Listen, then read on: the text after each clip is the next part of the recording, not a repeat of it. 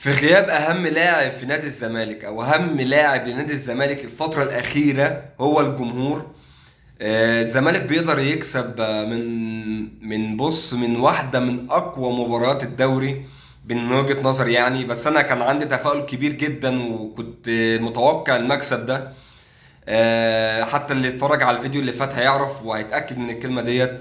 انا في الماتش اللي فات، في الفيديو اللي فات يعني، انا قلت ان انا حاسس ان الزمالك هيكسب. الزمالك قدم مباراة كبيرة جدا جدا النهاردة في ظل فرق الإمكانيات بين الفرقتين. أساسا شوف تشكيلة بيراميدز قبل المباراة، ده فرقة نازلة تحارب مش نازلة تلعب كورة. فالحمد لله إن أنت قدرت تكسب. بالنسبة لي أنا نجم المباراة ناصر منسي. لعيب اتحرك في كل حتة في الملعب، لعيب عمل كل اللي اتطلب منه عمله بزيادة، كمان كان بيحارب في كل كورة، اتحرك اتحرك وتحركاته كان محطة بمعنى الكلمة. غلط المدافعين، ما كانش مهنيهم على اي كورة. كان سبب رئيسي النهارده في المكسب، هو بعد ربنا طبعا ناصر منسي. الحمد لله الحمد لله على المكسب. في طبعا نجوم مباراة كتير النهارده قدموا، او لعيبه كتير قدمت مباراه كويسه او قدمت مباراه كويسه. محمد اسماعيل عمل مباراه كويسه، حسام عبد المجيد عمل مباراه كويسه، بنتايج عمل مباراه كويسه، محمد ابراهيم لعيب لسه صغير. انا شايف ان محمد ابراهيم دوت مع الوقت هيبقى هو الباك الاساسي لمنتخب مصر. لعيب فعلا. لعيب هو حافظ دوره. لعيب يعني، هي موهبه، هي كره القدم دي موهبه مش عافيه، هي موهبه. ممكن دلوقتي انت مش واخد بالك منه، لكن انا شايف، انا من وجهة نظري انا شايف في حاجه كبيره. محمد ابراهيم ده لعيب بيهاجم بشكل كويس، بيقف صح. ممكن يكون عنده شويه اخطاء بسيطه في التمركزات الدفاعيه، لكن لعيب عنده ثقه في نفسه كويسه جدا جدا. محمد شحات عامل مباراه كويسه، مش مباراه قويه بس مباراه كويسه. عبد الله السعيد عامل مباراه كويسه، ال 70 دقيقه اللي لعبهم. ممكن يكون اقل واحد في المباراه النهارده فتوح، ما قدمش المباراة كبيرة قوي بس برضو عمل اللي عليه في الملعب. لكن انا بالنسبة لي يعني بعد اخوان بزيرة يعني، او قبل اخوان بزيرة كمان يجي قبله هو ناصر منسي. عمل كل حاجة ممكن تخطر على بالك النهاردة، وهو السبب زي ما انا قلت في المكسب. والروح اللي موجود فيها نادي الزمالك الفترة ديت هي اللي بتجيب المكسب. و...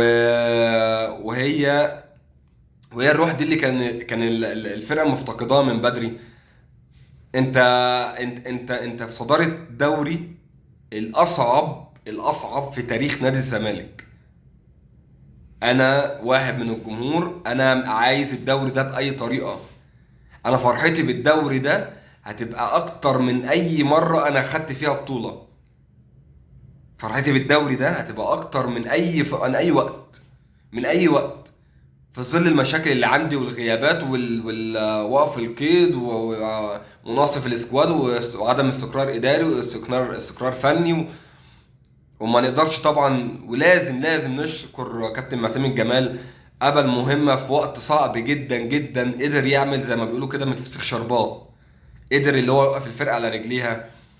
في لعيبة كتير فائت معاه، منهم ناصر منسي بقى عنصر اساسي في الفرقه. في بدايه الموسم لو حد برضه متابعني كنت انا اول واحد بطلع اتكلم عن ناصر منسي واقول لك هو ما قدمش حاجه ومش فايق ومش فورمه. لكن دلوقتي لازم نديله حقه، لعيب بيعمل اللي عليه في الملعب. احنا الحمد لله الحمد لله كجمهور نادي الزمالك، احنا جمهور شواف، بنشوف مين اللي بيتعب عشان خاطر النادي، وبنشوف مين اللي بيلعب برجوله وبيلعب بعزيمه حتى لو ما عندوش الامكانيه بنسبه 100%، او ما عندوش، او مش مثلا مش كواليتي عالي بنسبة 100%، بس هو بيأدي اللي عليه. فاحنا بالنسبة لنا ده بيبقى لعيب مهم للفرقة. انت قدمت النهارده مباراة هي باينة جدا جدا. انت بتلعب على التحولات وبتلعب على الهجمات المرتدة. انا وانا بتفرج على الشوط الاولاني قلت المباراة دي محتاجة العشوائي ده لازم العشوائي كان ينزل. شيكو بنزا لما نزل على فكرة، مش هقول لك عمل مباراة كويسة بس هو نزل. يعني هو المساحات اللي موجودة وهي محتاجة شيكو بنزا دي. في كورة خدها من نص ملعب، الكرة اللي كانت ركنية علينا يعني، واتقطعت، هو خدها من نص الملعب جري بيها لحد النص التاني وراحت لاخوان بزيرة وشاطها وصدها الشناوي.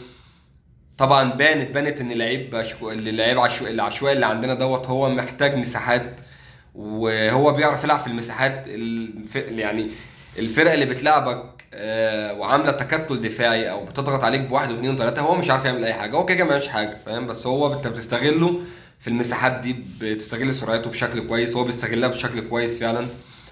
فالحمد لله على المكسب. ثلاثة بونت كويسين وجم في وقت مهم جدا جدا. يمكن بالنسبة لي أنا أوحش حاجة في المباراة أو أرخم حاجة في المباراة بتاعت النهاردة الملعب. ملعب ما بنحبش نفتكره، ملعب ليه ذكريات معانا وحشة، ملعب راحوا فيه اخواتنا واصحابنا، ربنا يرحمهم جميعا ويغفر لهم ويسكنهم الفردوس الأعلى بإذن الله. واتمنى اي حد يفتكر اي حد من شهيد عنده او حد متوفي عنده، يقرا له الفاتحه ويترحم عليه.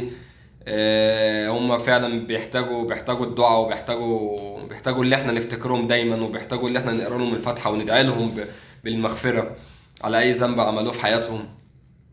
فالحمد لله على المكسب، والحمد لله على اللي احنا متصدرين، والحمد لله اللي احنا قادرين لحد اللحظة ديت نقف على رجلينا. اللي انت تتصدر دوري فيه فرق قوية زي بيراميدز، الاهلي، سيراميكا، المصري، الفرق ديت عندها سكواد، عندها فرقة قوية، ممكن مشاكلهم منهم فيهم، ممكن يبقى مستواهم مش احسن حاجة، بس انت برضو مستواك مش احسن حاجه برضو اللي انت تجاري فرقه زي دي، او سكوادك مش احسن حاجه اللي انت تجاري فرقه زي ديت. بس بالروح والعزيمه، وطول ما وراك جمهور قوي، وجمهور هو فعلا اللي بيجيب المكسب من اي استاد يروحه. جمهوره جبار، وجمهوره هو اللي بيجيب المكسب بالصوت وبالروح وبالعزيمه وبالاصرار. الحمد لله على المكسب تاني. اتمنى ربنا يكملها معانا على خير. انا محتاج الدوري ده، واتمنى كمان اللي احنا ناخد كونفدراليه السنه دي. طبعا كلنا عرفنا ان القيمه بتاعه الكونفدراليه اترفعت، الجائزه بتاعتها يعني.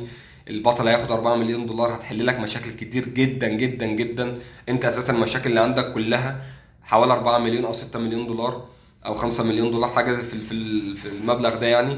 فالمبلغ اللي انت هتاخده من الكونفدراليه هيساعدك ان انت تحل ازمه كبيره كبيره كبيره عندك، هيأهلك اللي انت تلعب سوبر افريقي. برضو ليه جوائز تانية، هتتقدم في التصنيف بتاعك في افريقيا ان شاء الله، تفنش السنه دي اول باذن الله، باذن الله تفنش اول وناخد البطوله ونلعب السنه الجايه دوري الابطال، وتضحك لنا السنه الجايه وناخدها باذن الله. ان شاء الله الزمالك يستمر على اللي هو فيه، وتستمر العزيمه وتستمر الروح اللي موجود فيها الفرقه الفتره ديت. وتاني وتالت ورابع انا بشكر كابتن معتمد جمال على كل اللي قدمه. اظن مفيش فرقه في الدوري لحد اللحظه اللي بنتكلم فيها دي اتعملت 7 انتصارات متتاليه ورا بعض. فاضل لك كمان يعني فاضل لك ماتشين في الدور الاول،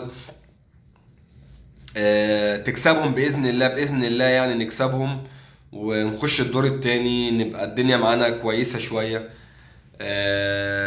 باذن الله البطوله السنه دي تبقى لنادي الزمالك ان شاء الله، وربنا يكملها لنا على خير يعني. مبروك لكل اخوات الزملكاويه، مبروك للجهاز الفني المحترم، مبروك لكابتن معتمد جمال، مبروك للعيبه اللي لما بتلعب كويس وبتكسب يعني انا اول واحد بطلع اتكلم عليها. وكل الجمهور هيديك حقك طالما انت بتلعب وبتدي للنادي. احنا بنشجع النادي وبنشجعك لان انت بتنتمي للنادي اللي احنا بنحبه. طول ما انت بتلعب بعزيمه واصرار وبتلعب بروح، احنا في ظهرك واحنا جنبك وهنساندك في اي ظرف، هتلاقينا موجودين وراك، وفي اي حته هتروح هتلاقي الجمهور في ظهرك. لو مش في المدرج هتلاقيه على السوشيال ميديا، لو مش في السوشيال ميديا هتلاقيه ورا الشاشات، هتلاقي جمهور وراك في كل حته انت هتروحها. والجمهور مستني منكم اكتر من كده، ومستني منكم البطوله دي باذن الله. السلام عليكم.